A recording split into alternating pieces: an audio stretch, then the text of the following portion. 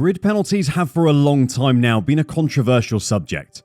In Montreal, at stop 9 of the 2022 F1 season, Charles Leclerc changed a number of engine parts before qualifying, which meant he had to start from the back of the grid for the race on Sunday. There does need to be a system that stops teams from using a new engine every race, but is grid position the best way to do it? Let's investigate.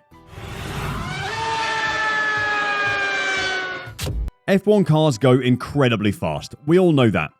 Teams are able to electronically adjust the engine from the pit wall to make them go even faster as well. The engines used in Formula 1 are tuned to absolute perfection, but the level of refinement that they undergo makes their lifespans very short.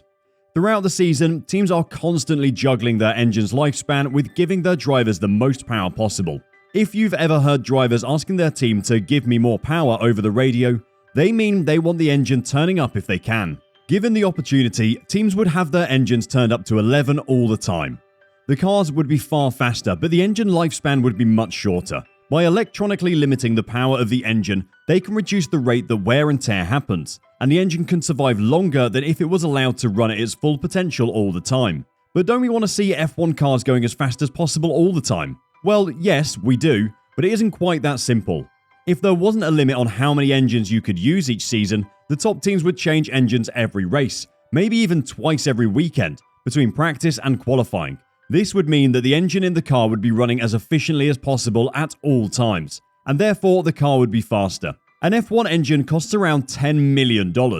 That is a very rough figure. Obviously, the price is different if you're buying it or making it, and every engine is different, so will have a different price tag. If the teams were changing engines every weekend, they would be paying hundreds of millions of dollars every season just for engines. That might be fine for the 2 or 3 teams on the grid with that kind of money, but for the rest of them, they can't afford that bill, and would therefore be left behind in terms of power output. We want the grid to be racing as close as possible, because that makes for the most exciting races. Sure, you Mercedes fans would love to see Lewis dominating every race again, but that doesn't make for exciting racing. You could actually say the same thing about Max Verstappen in Canada, but we'll come back to that. What limiting the team's engine usage does do is create another level of complexity and strategy in the sport. Teams have to think about when and how to deploy their engines. This season, for example, Ferrari have been incredibly good in qualifying, so maybe Red Bull save some of their engine during qualifying and then deploy more during the race. They know they can't beat Leclerc on a single lap, but in race conditions, they can definitely get past him. It is the long-term strategy as well that's interesting. If a team uses loads of engine power early in the season, then later in the season they may struggle with reliability. But if they're too conservative early on, then they might be too far behind in the championships to catch up. Or in Ferrari's case, they might just design an engine that constantly breaks and then the team suffer all season, like they seem to be at the moment. Obviously, you can't just say to a team, you've used all your engines, now you have to fix them or not race at all, because you would quickly end up with only a car or 2 left on the grid. Instead, what F1 do is give a grid penalty based on the number of parts you have had to replace. The first time you go over the legal number of components used, and you get a 10-place grid penalty. So for example, you're allowed 3 internal combustion engines, or ICE, each season. If you choose to use a 4th, you get a 10-place grid penalty. So if you qualified first on the grid, you would start the race in 11th. Each time you use a new component after the first infringement, you get a 5-place grid penalty.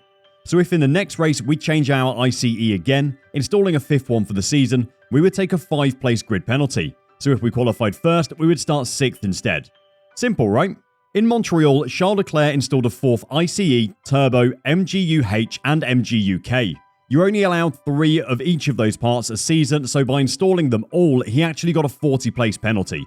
But the grid isn't that big, so he just started from the back. There are more layers and complexity to these rules because it's F1 and they don't make it easy for you, but that's a general overview. So why is this bad, and why is a rule change being considered? Well, giving drivers a grid penalty can spoil a race weekend. This season, Max Verstappen and Charles Leclerc have been by far the best 2 drivers on the grid. I know you're all shouting Sergio Perez at me right now, but the races he's been fighting with the front 2 have had circumstances such as crashes or terrible strategy calls. Looking at you, Ferrari in Monaco. In straight racing conditions, it's been Max and Charles fighting. In Canada, Leclerc had to start from the back of the grid and, honestly, it took away from the spectacle in Montreal. Despite Fernando Alonso's talk of attacking Max in the first laps, he wasn't able to match the pace of the reigning world champion, who pulled away pretty quickly. If it hadn't been for the safety cars, especially the one at the end, Max could have finished the best part of a lap ahead of second place Carlos Sainz if he wanted to. Watching Leclerc charge through the field to 5th has its own charm, but you can't deny that the race weekend would have been more exciting if he'd been fighting at the front with Max instead. If you cast your mind back to Brazil in 2021, Hamilton was disqualified from qualifying for having an illegal rear wing. In the following sprint qualifying, he went from the back of the grid to 5th. Then he had an engine penalty and started the actual race in 10th and went on to win. It was pretty incredible and a highlight of the season. There were times in 2021 though that Hamilton and Verstappen's battle was put on hold because of grid penalties, such as in Russia and Turkey.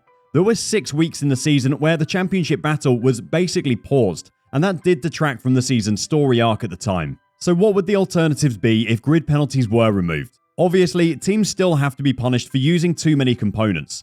We aren't suggesting that in this new era of cost caps and sustainability, the teams should be able to trash an engine every race. But there has to be a way to penalise teams without detracting from the race itself. One option could be fining the teams, but the top teams won't care about that. They have more money than they know what to do with anyway. You can employ points reductions, but that would be difficult to quantify fairly. And can you imagine how disappointing it would be going into the 2021 season finale if Max Verstappen or Lewis Hamilton had to take a points penalty? So instead of being tied, one was 20 points ahead of the other, and all the excitement would have gone from the weekend. One option that's being discussed is to give time penalties instead. They could be served in the pits or after the race. The exact details will have to be decided. It would create an interesting dynamic in the race though. For example, in Canada, Leclerc and Verstappen could have still battled in the opening laps, instead of Verstappen driving off at the front of the race alone. It would add some interesting pit stop strategy to races. For example, do you risk waiting for a safety car to take your 10-second penalty? If it doesn't come, you have to take an extra stop on the last lap of the race to serve it.